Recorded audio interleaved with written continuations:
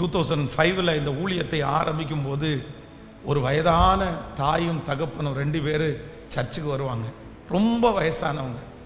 இதுக்கு முன்னாடி ரயில்வே கேட்டுக்கு அந்த பக்கம் ஃபஸ்ட்டு ஆரம்பித்த அந்த சர்ச் இந்த வீட்டில் நடந்துருச்சு. அதுக்கப்புறம் ஒரு சின்ன கூடாரம் மாதிரி போட்டு அங்கே நடத்திட்டு இருந்தோம். அப்போ அந்த கணவன் மனைவி 2 பேரும் ரொம்ப வயதானவர்கள் வருவார். அந்த அம்மா அப்போல்லாம் சின்ன சர்ச்சாக இருக்கிறதுனால நிறைய பேருக்கு வர்றவங்க நிறைய பேர் பிரசங்கம் பண்ணுவாங்க, பாட்டு பாடுவாங்க. அப்போ ஒரு நாள் ஐயாட்ட சொன்னேன், நீங்கள் வேணா அப்போல்லாம் அந்த சங்கீதம் வாசிக்கிற பழக்கம் இருந்துச்சு, நீங்கள் சங்கீதம் வாசித்து ஒரு 10 நிமிஷம் செய்தி கொடுக்குறீங்களா அப்படின்னு கேட்டேன். அவர் உடனே திரும்பி பார்த்தா, ஐயோ பாஸ்டர் வேண்டாம் நான் கொடுக்கல அப்படின்னு. உடனே இந்த அம்மா அப்படியே திரும்பி பார்த்து ஒரு முறைச்சாங்க. அப்படியே அவரை ஒரு முறைச்சாங்க. முறைச்ச அடுத்த நிமிஷத்தில் நான் கொடுக்குறேன் பாஸ்டர், நான் கொடுக்குறேன் பாஸ்டர், எத்தனை மணிக்கு வரணும், எவ்வளோ நேரம் பேசணும், என்ன பேசணும், என்ன சங்கீதம் அப்படின்னு கேட்டார்.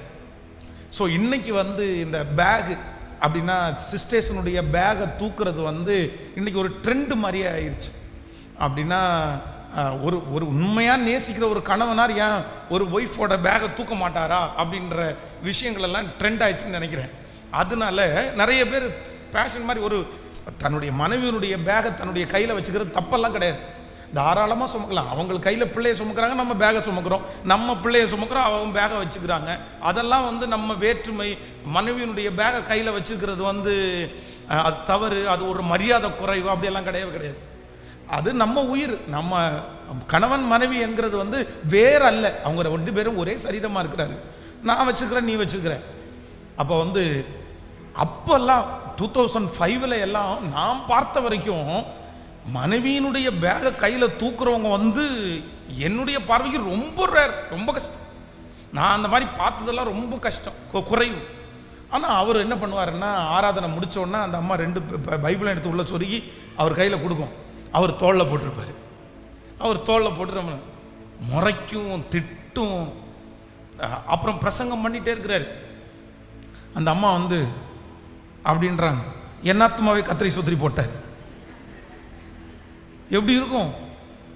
அவங்க அரட்டில் பயந்து என்னாத்துமாவே கத்திரை ஸ்தோத்திரி, என் முழுவலமே பரிசுத்த நாமத்தை ஸ்தோத்திரி அப்படின்ட்டார். இதெல்லாம் வாட்ச் பண்ணிட்டு இருக்கிறேன். சாப்பிட்றதுக்கு போகலாமாயா அப்படின்னு. உடனே எனக்கு சிக்கன் மட்டும் அப்படின்னு வாயில் வந்தார். என்ன சிக்கன்?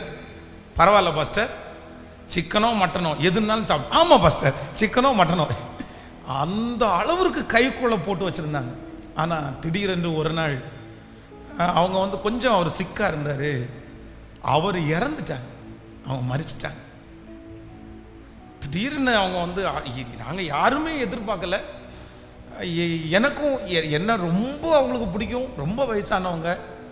அவர் இறந்ததற்கு பிறகு பார்த்தீங்க அப்படின்னா அவங்க உடைஞ்சாங்க பாருங்க, ஒரு உடைவு உடைஞ்சாங்க பாருங்க. ஒவ்வொரு நாளும் நான் போய் அவங்க வீட்டில் அடிக்கடி அப்போ விசாரிக்கிறதுக்காக போவேன்.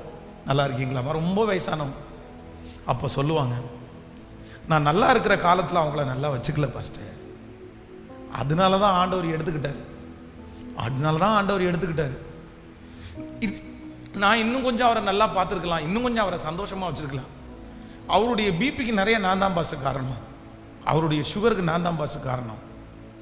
எனக்கு என்னமோ அவர் மேலே, அவருடைய ஃபேமிலி மேலே ஒரு வெறுப்பு, அதை அவங்கள்ட்ட கொட்டிகிட்டே இருந்தேன். ஆனால் இவ்வளவு சீக்கிரமாக அவர் என்னை விட்டு போவார்னு தெரிஞ்சிருந்தா கண்டிப்பாக நான் இப்படி நடந்திருக்க மாட்டேன் பாஸ்டர், இப்படி நடந்திருக்க மாட்டேன். என்ன பண்ணுறது? இப்போ சாரி கேட்குறது கூட அவர் என்கிட்ட இல்லை. இப்போ பேகை தூக்கும்போது நான் நினைக்கிறேன் பாஸ்டர், சர்ச்சுக்கு வரும்போது நான் நினைக்கிறேன் பாஸ்டர், ஆட்டோவில் தனியாக வரும்போது நான் நினைக்கிறேன் பாஸ்டர். சரி, என்ன பண்ணுறது, இன்னைக்கு புரிஞ்சுக்கணுன்ற ஒரு காலத்தை கர்த்தர் வச்சிருக்கிறார் எனக்கு அப்படின்னு ரொம்ப சோகமாய், ரொம்ப வருத்தமாய் அவருடைய வாழ்க்கை. இப்போ சமீபத்தில் கிட்டத்தட்ட ஒரு 1 இயருக்கு முன்னாடி தான் அவங்க மரணம் அடைந்தார்கள், இறந்தாங்க. கடைசியில் அவங்க மரிக்கும்போது ரொம்ப மனநிலைமை பாதிக்கப்பட்டு அவங்களுக்கு நினைவு தெரியாத அளவுக்கு அவங்க இறந்துட்டாங்க. என்ன ஞாபகம் வச்சுருந்தாங்க, ஆனால் நிறைய பேர் அவங்க மறந்துட்டாங்க. அந்த மாதிரி அவங்க காலங்கள் முடிஞ்சிருச்சு.